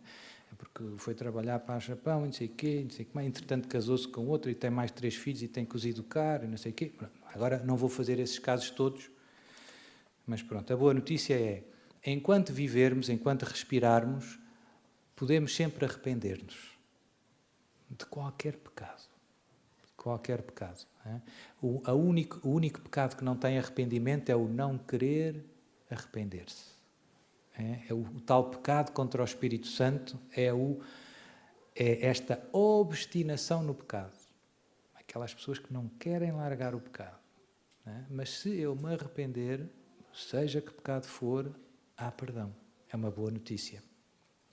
E por isso é que Nossa Senhora aqui em Fátima pediu tanto para a gente rezar pela conversão dos pecadores. Porquê? Porque podem mudar. Porque podem mudar. E há tantas histórias tão bonitas. Não é? Sou casada pela Igreja Católica. O meu marido vive uma vida mundana, viciado em pornografia, prazer do vinho e não vai à missa aos domingos. Eu procuro viver os mandamentos. Será que vivo em pecado por esse motivo? Embora eu procure viver os mandamentos? Não. Então, há situações, de facto, todos nós conhecemos, hoje em dia os problemas na família são grandes. Eu penso que não há nenhuma família que escape, que diga, não há ninguém na minha família que não esteja a passar alguma crise ou algum problema, porque está por todo lado.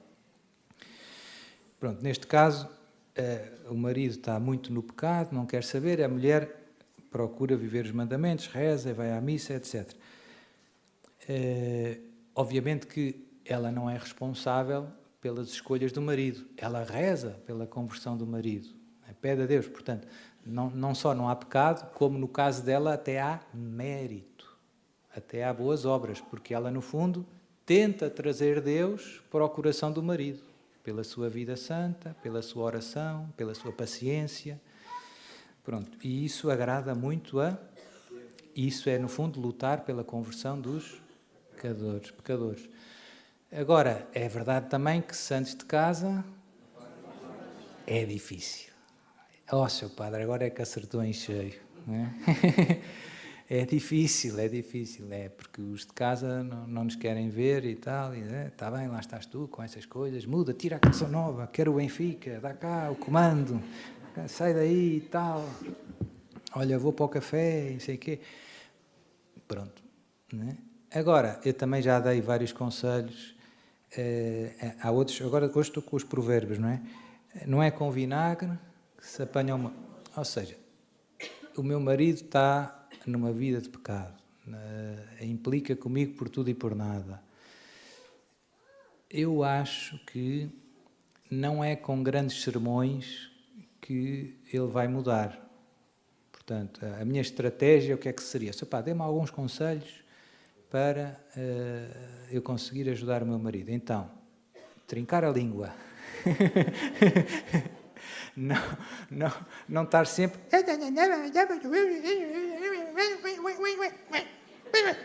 Né? Vai ele para a Sport TV, pronto. Porquê? Porque assim não vai lá. E, portanto, se ele chega à casa, vem do café e eu lhe digo, já rezaste o terço? Vai rezar o terço. Não vai lá assim.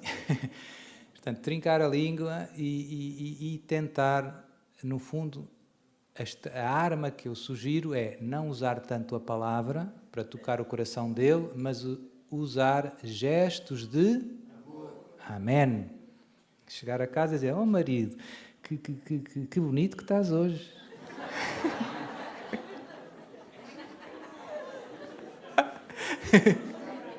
E ele diz assim, põe os óculos.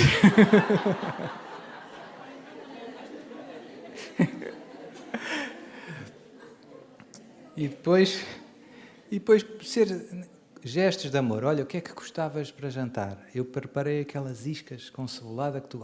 que maravilha e tal. E amor gera amor.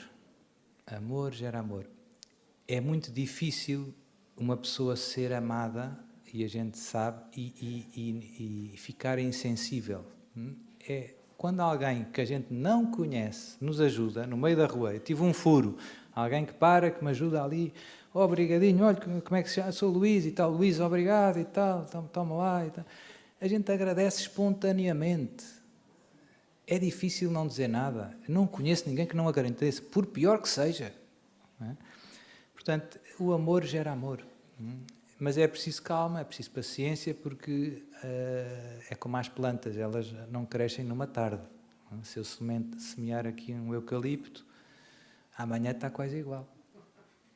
Não é? Mas ao fim de um ano já se vê ali um. Não é? E ao fim de 2 anos, 3...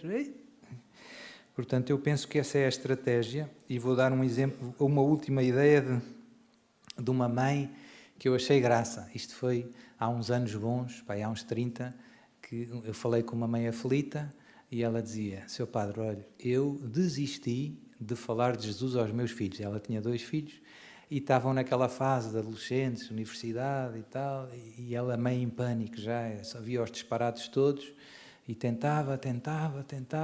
Olha, seu padre, eu desisti e tomei uma decisão.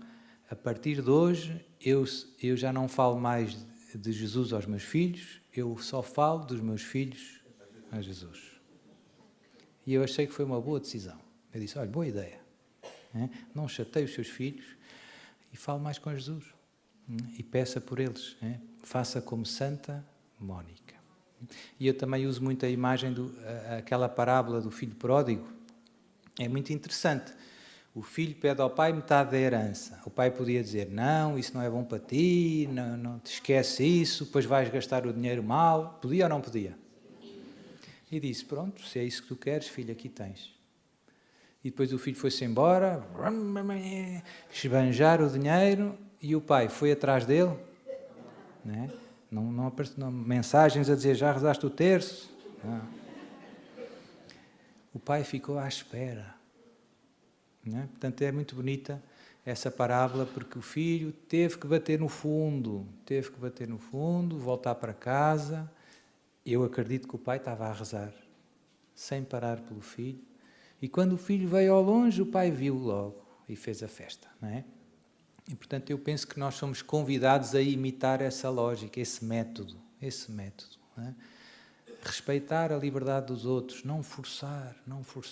Eu acho que isto é normalmente mais difícil para as senhoras. As senhoras gostam de empurrar muito, com boas vontade, mas estragam. E isto com os filhos, às vezes, não, tem que ser assim, né? Tens que ir, vai. Vais para a catequese, né? Depois no dia em que nunca mais aparece. Não valeu de muito. Portanto, mais do que obrigar e chatear, é preciso, no fundo, ajudar a pensar, fazer boas perguntas e convencer, que é mais difícil. E hoje temos a concorrência do mundo lá fora que diz o contrário. Portanto, às vezes eu vejo as mães aflitas, eu percebo.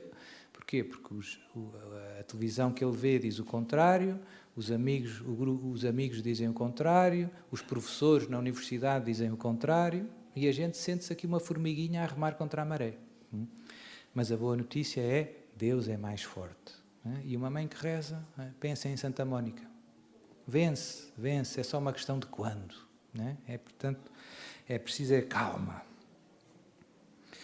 Pronto. O céu é igual para todas as pessoas? No céu, se tivermos a graça de alcançá-lo, estaremos com os nossos entes queridos que forem para o céu? O que é que acha? Sim. O céu é igual para todos? Sim e não. Quer dizer, no sentido que não no sentido que não todos os santos têm a mesma glória, o que é que isso significa? A mesma profundidade de união com Deus, digamos assim, mas estamos todos plenos. Esta imagem, eu acho que eu uso muito a imagem do copo ou da sede. Se alguém quer beber água e um tem mais sede, mas estão os dois saciados, um bebeu mais. Mas quem bebeu menos não tem inveja do outro. Não tinha mais sede. Não é? Ou seja, estamos todos com o coração cheio de Deus. Só que uns nesta vida é que nós podemos fazer ginástica para alargar o nosso coração. Quem mais amar nesta vida, mais mergulha em Deus no céu, que é amor. É espetacular. Portanto, há uma espécie de... Há aquela história do... É verdade, não é? São Filipe Neri, não sei se alguém já...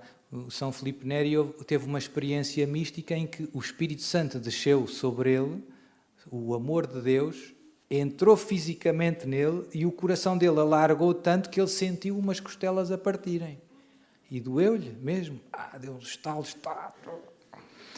E depois, quando fizeram a autópsia depois da morte, os médicos viram que ele tinha umas costelas partidas por causa do coração ter dilatado. Obviamente que aqui o coração é uma imagem da nossa capacidade de amar, que essencialmente está na nossa vontade, é um querer. Ou seja, quem quer mais Deus, tem mais Deus. E encontramos os nossos entes queridos no céu, sim, até aqueles que não conhecemos em vida. Pronto, é isso. A gente no céu vai ver os nossos trisavós e os quartos avós e irmãos e pessoas que não podemos conhecer. E os santos, o São Pedro, São Pedro, você está com mais cabelo. Vai ser uma festa. Há um padre amigo meu que diz, o céu não é tão bom como o que dizem. É muito melhor. Não há palavras. É muito difícil, não há palavras mesmo. E se nós percebêssemos um bocadinho mais do que era o céu, o que é que acontecia? Estávamos dispostos a fazer qualquer sacrifício para alcançá-lo e a evitar tudo aquilo que nos podia desviar dele. Esse é um dos grandes problemas, é que nós não percebemos o que é que está em causa.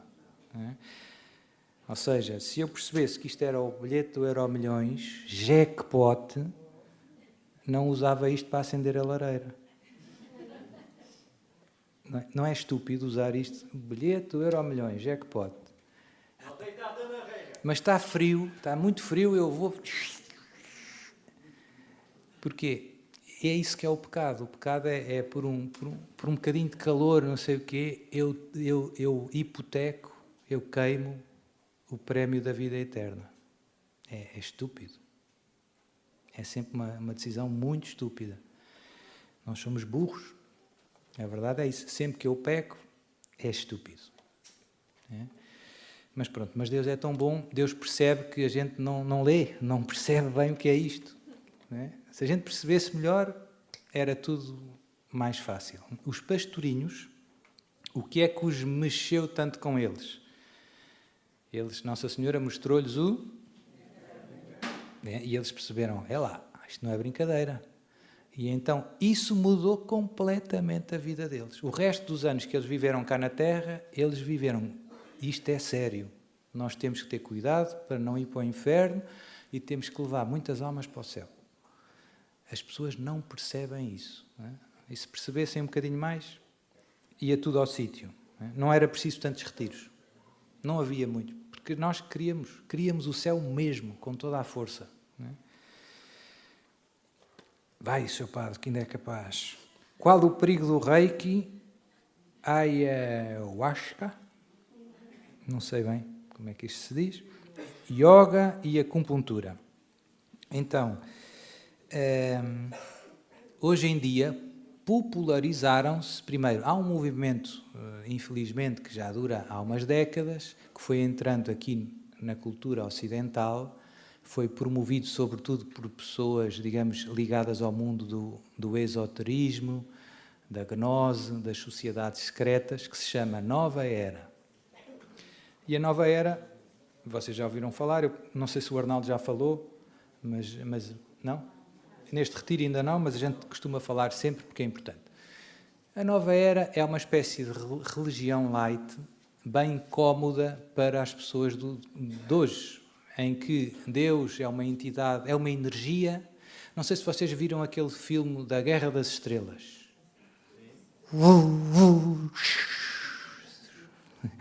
Então, eles falam da força. Há uma força, o Luke e os Jedis, e há uma força, é uma força impessoal, não é um tu. É uma força que é uma energia que eu posso canalizar e levantar objetos, e há o lado bom da força e há o lado mau da força, certo? Pronto, a Nova Era não é fotocópia da Guerra das Estrelas, mas é esta lógica um pouco aplicada a estas questões religiosas, digamos assim. E basicamente o que é que eles vão buscar? Sobretudo várias concepções que vêm das religiões orientais, sobretudo do hinduísmo, e deformam verdades essenciais do cristianismo. Portanto, Deus não é um ente pessoal, Deus não é um tu. Deus é uma força impessoal, que eu posso entrar em contacto, em comunhão, em harmonia com ela. Depois, Deus não é uma realidade transcendente. Deus é a própria, é tudo. Tudo é Deus. Eu sou Deus. Deus é a criação. Não há conceito de criação propriamente. Não é? É um Deus imanente, não é um Deus transcendente. Não sei se estes conceitos são muito difíceis. Pronto, portanto, a árvore é Deus, a árvore tem energia, eu tenho energia, eu posso entrar em sintonia.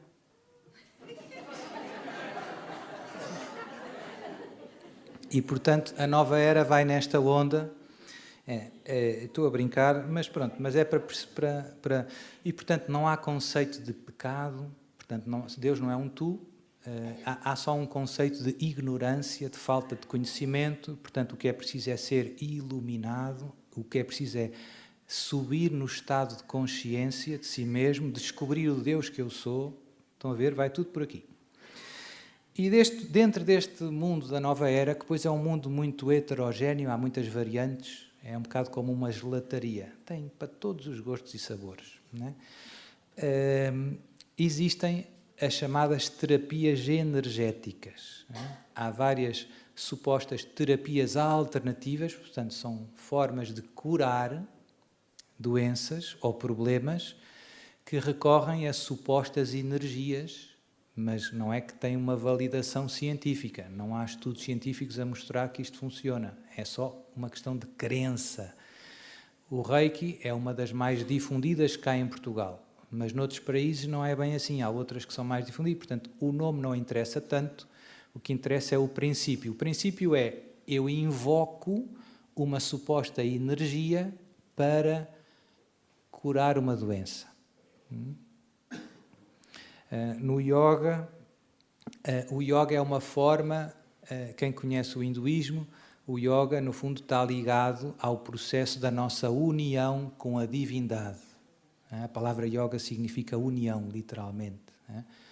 E, portanto, neste mundo oriental, há esta ideia de que nós temos vários chakras que podem ser abertos, há a questão da energia que se pode desequilibrar e que é preciso reequilibrar.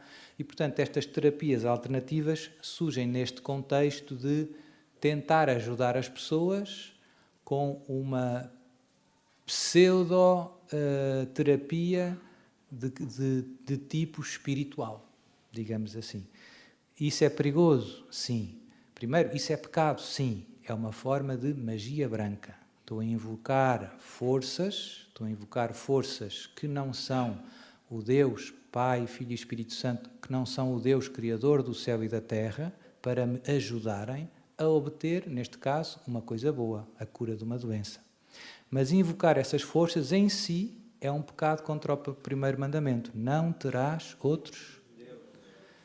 Não podemos recorrer à concorrência. Isso ofende a Deus. Não é? Isso ofende a Deus. És católico, estás doente, já tens um sacramento que se chama unção dos doentes. Pronto. Isso foi o instrumento que Deus deixou para ajudar os doentes. E podes ir ao médico também. Né? Obviamente. São Lucas era médico. Portanto, hoje em dia entraram muito isto e, infelizmente, os católicos têm pouca formação e caem fácil, caem como os outros todos, não é? O que é que a gente vê no mundo por aí afora? As pessoas, quando a nossa fé em Jesus diminui, quando surgem os problemas da vida, quando tenho um problema financeiro, quando tenho um problema familiar, quando tenho um problema de saúde e não consigo respostas imediatas, o que é que eu faço? Começo a recorrer a outras coisas e aí é que entram os problemas. Certo? As pessoas, como a minha fé não é muito grande, já não peço muita ajuda a Deus, já não peço muita ajuda à Nossa Senhora, já não rezo muitos terços, mas vou para o Reiki, depois se o Reiki não funcionar vou para o mestre bambu e depois se não funcionar vou para não sei aonde e para não sei aonde e chazinhos e mesinhas e tal. E eu conheço casos de pessoas que estavam com cancro e não quiseram tratar-se porque estavam a tomar um chás e umas coisas lá de uma bruxa que iam ficar boas. Morreram. Não é? Portanto, não é que os católicos também não morram com cancro, mas isto para dizer, estas terapias não têm nenhuma validação do ponto de vista científico, ou seja, não há nada que demonstre, até hoje, que o Reiki funciona. E pelo contrário, no fundo, do ponto de vista espiritual, é claríssimo que é uma forma de magia branca. Há eu traduzi até para português, há uns anos saiu a Conferência Episcopal dos Bispos dos Estados Unidos. Como isto lá começou a ser um problema maior antes de que cá, o que é que acontecia? Nas casas católicas de retiros, como já não havia muitos retiros católicos, havia muitos encontros de Reiki e as freiras e os padres começaram a alugar as casas para encontros de Reiki, de yoga, de sei lá o quê. E às tantas começaram alguns católicos a dizer isto se calhar não é bom. Então a gente está a ajudar a isto. E a Conferência dos Bispos dos Estados Unidos fez uma nota doutrinal, tem um comitê de doutrina, fez uma nota a explicar que o Reiki é incompatível com o ser católico, que é uma forma de magia branca, que é um pecado contra o primeiro mandamento, no fundo. Depois, eu nos exorcismos, há mais de 25 anos, que eu vejo muitas pessoas, por causa do Reiki, começaram a ter distúrbios diabólicos extraordinários. Portanto, é brincar com o fogo. Má ideia. Além de ofender a Deus, além de eu perder o céu por causa disso, que é a parte mais triste, nesta vida estou a abrir a porta ao inimigo. Má ideia. E depois, pronto, e a acupuntura. Eu tenho isto tudo explicado naquele meu livrinho que já é antigo, tem estas perguntas todas.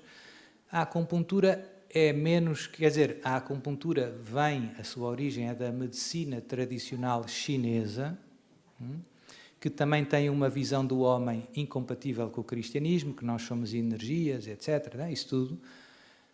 e justificava a sua eficácia, tradicionalmente, recorrendo a essa antropologia e a essa cosmovisão, que não é compatível com a fé católica. Portanto, isso é importante. Mas, ao contrário do Reiki e das outras terapias energéticas, existem alguns estudos, não são muitos ainda, que parecem demonstrar que, em certos casos, a acupuntura tem uma certa eficácia analgésica. Porquê? Porque o nosso sistema nervoso, eu não sou médico, mas isto são coisas mais ou menos básicas, funciona com impulsos elétricos. E o nosso sistema nervoso periférico, ou seja, o que fica mais à flor da pele, as agulhas podem interferir nessa percepção da dor. Ou seja, na melhor das hipóteses. Mas isto ainda é uma questão discutida no mundo científico, ou seja, na melhor das hipóteses, em certos casos é analgésico, mas se calhar nem nisso, se calhar não é nada mesmo, só, é como as outras. Não é? Mas não implicaria, ou seja, eu poderia fazer a acupuntura sem acreditar em energias, nem não sei o quê, só tentando ver se ajuda na analgésico, isso em si seria pecado. Se no meu coração não existe esta abertura, esta esperança de ajuda numa força sobrenatural, que vai para além da eficácia natural, aí não há pecado de superstição. O pecado de superstição vem quando eu espero de uma causa natural um efeito desproporcionado, diz São Tomás de Aquino. Quando eu espero um efeito desproporcionado, ou seja, eu ponho a ferradura no carro porque acho que aquilo me vai dar sorte. Então, a ferradura não tem capacidade, por ela mesma, de dar sorte. Portanto, se eu ponho a ferradura no carro com essa intenção, eu peco. É um amuleto. Estão a ver? Pronto. Agora, se eu pusesse 10 ferraduras para poder chocar contra o carro da minha mulher e não estragar a pintura, aí as ferraduras não são supersticiosas, porque a ferradura vai ajudar a... O problema é quando eu espero da ferradura uma coisa que ela não pode dar. Aí eu estou a pôr a confiança numa força que vai para além. É a lógica dos amuletos. Né? O olho turco, não sei se já viram, que anda para aí, as figas, o olho turco, o corno, são coisas que as pessoas usam muito para dar sorte, Sr. Padre. E o triste essas pessoas vêm à missa e às vezes vêm comungar. Eu estou a dar-lhes a comunhão e a ver, olha, não pode. Não é? Lá lhes explica, elas não sabem. Não é? Mas é triste porque isto tornou-se muito frequente e também não há muita catequese a ajudar as pessoas a abrir os olhos. Não é? Não tudo o que brilha é ouro, é preciso cuidado. Não é? Está certo? Pronto. Então agora vamos fazer uma pausa. Ainda vou responder a mais perguntas na terça-feira, se Deus quiser. Portanto, os que ainda não respondi não fiquem tristes. Há esperança. E pronto, e agora avisos, não?